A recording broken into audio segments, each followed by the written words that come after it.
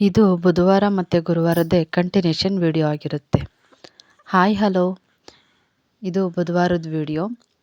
ಬೆಳಗ್ಗೆ ಸ್ವಲ್ಪ ಅರ್ಜೆಂಟು ಸಿಟಿಗೆ ಹೋಗ್ಬೇಕಾಗಿ ಬಂತು ಅಂತ ಪಾಪನ ಬೇಗ ಬೇಗ ರೆಡಿ ಮಾಡಿ ಅವನ್ನ ಸ್ಕೂಲಿಗೆ ಕೂಡ ಕಳಿಸ್ಕೊಟ್ಟು ನಾವು ಕೂಡ ಸಿಟಿಗೆ ಹೋಗಕ್ಕೆ ಹೊರಟು. ನಾನು ಅಮ್ಮ ಆಂಟಿ ಸ್ವಲ್ಪ ಸೆಟಲ್ ಕೆಲಸ ಇತ್ತು ಅಂತ ಹೋಗಿದ್ವು. ಸೊ ಕೆಲಸ ಎಲ್ಲ ಮುಗಿಸ್ಕೊಂಬರೋಷ್ಟರೊಳಗೆ ಮಧ್ಯಾಹ್ನ ಆಗಿತ್ತು. ಆಂಟಿನ ಮನೆ ಹತ್ರ ಬಿಡೋದಕ್ಕೆ ಅಂತ ಹೋದರೆ ಜಿಮ್ಮಿ ಗೇಟ್ ಹತ್ರನೇ ಬಂದುಬಿಟ್ಟೋದಾನೆ. ಚಳಿ ಅಂದ್ಬಿಟ್ಟು ಅವನು ಕೂಡ ಶರ್ಟ್ ಹಾಕೊಬಿಟ್ಟಿದ್ದಾನೆ.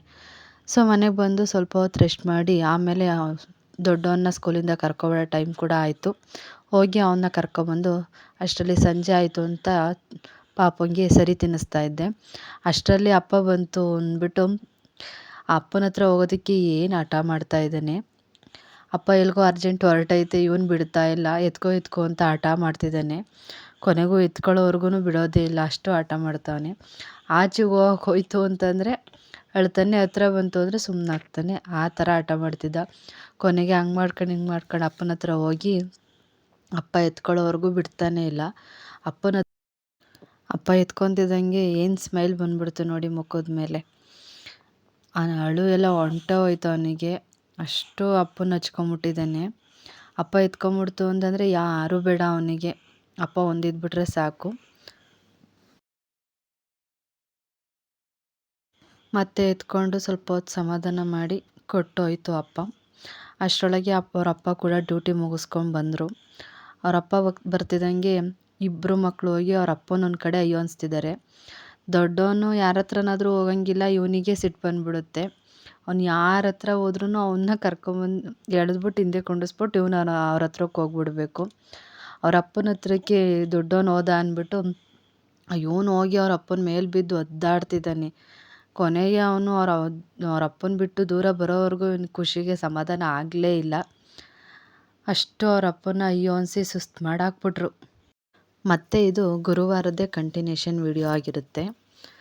ಸೊ ಇವ್ರ ತುಂಟಾಟ ಎಲ್ಲ ನೋಡಿಕೊಂಡು ಬುಧವಾರ ಮಲ್ಕೊಂಡು ಬೆಳಗ್ಗೆ ನಾವು ಈ ಚಿಕ್ಕವನ್ನ ಕಟ್ಕೊಂಡು ನಾವೊಂದು ಕಡೆ ತಿಂಡಿ ಮಾಡೋದಕ್ಕೆ ಒದ್ದಾಡ್ತಾ ಇದ್ದರೆ ಈ ಅಪ್ಪ ಮಗಂದು ಡ್ಯಾನ್ಸ್ ಕಾಂಪಿಟೇಷನ್ನೇ ನಡೀತಾ ಇತ್ತು. ಸೊ ಯಾರು ಚೆನ್ನಾಗಿ ಆಡ್ತಿದ್ದಾರೆ ಅಂತ ನೀವೇ ಕಮೆಂಟಲ್ಲಿ ತಿಳಿಸ್ಬಿಡಿ, ಅಪ್ಪನ ಮಗನ ಅಂದ್ಬಿಟ್ಟು. ಸೊ ಇವ್ರು ಡ್ಯಾನ್ಸ್ ಎಲ್ಲ ನೋಡ್ಕೊಂಡು ಮುಗಿಸ್ಕೊಂಡು ಟೊಮೊಟೊ ಪಲ್ಯ ಮಾಡಿಕೊಂಡು ಚಪಾತಿ ಮಾಡ್ಕೊತಾ ಇದ್ವು.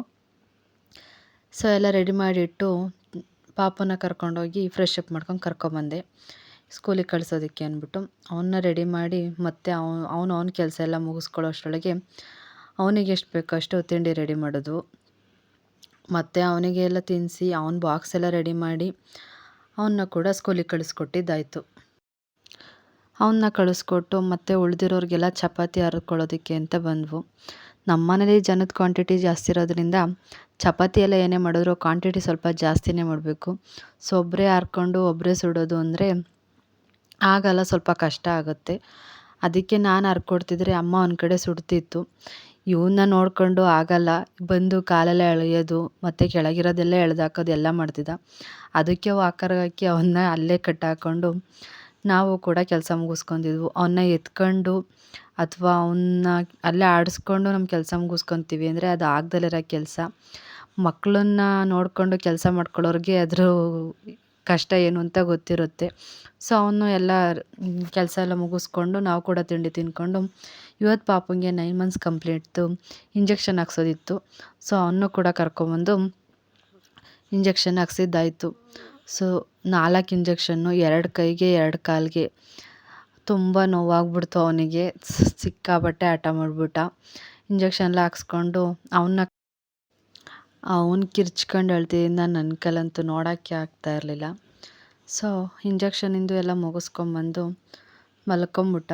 ಸೊ ಅವನ್ನ ಕೂಡ ಮಲಗಿಸಿ ಇರೋ ಕೆಲಸ ಎಲ್ಲ ಮುಗಿಸ್ಕೊಂಡು, ಕೆಲಸ ಕೂಡ ಏನೂ ಮುಗ್ದಿರಲಿಲ್ಲ.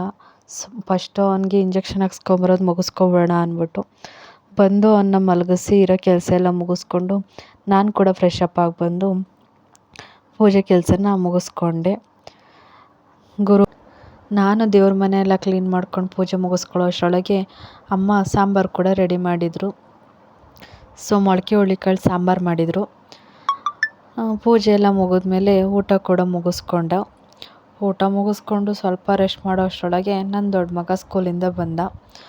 ಸೊ ಅವ್ನು ಬಂದಮೇಲೆ ಅವನ್ನ ಕೂಡ ಕರ್ಕೊಂಡು ಸ್ವಲ್ಪ ಕ್ಯಾಸಂದ್ರದಲ್ಲಿ ಕೆಲಸ ಇತ್ತು ಅಂತ ಎಲ್ಲರೂ ಕೂಡ ಹೊರಟ್ವು. ಟೈಲರಿಂಗ್ ಮಿಷಿನ್ದು ಹೆಡ್ನ ಸರ್ವಿಸಿಗೆ ಕೊಟ್ಟಿದ್ನಲ್ಲ, ಸೊ ಅದನ್ನು ಕೂಡ ಇಸ್ಕೊಬೇಕಿತ್ತು. ಹಾಗೆ ಸ್ವಲ್ಪ ಬೇರೆ ಕೆಲಸಗಳು ಕೂಡ ಇದ್ವು.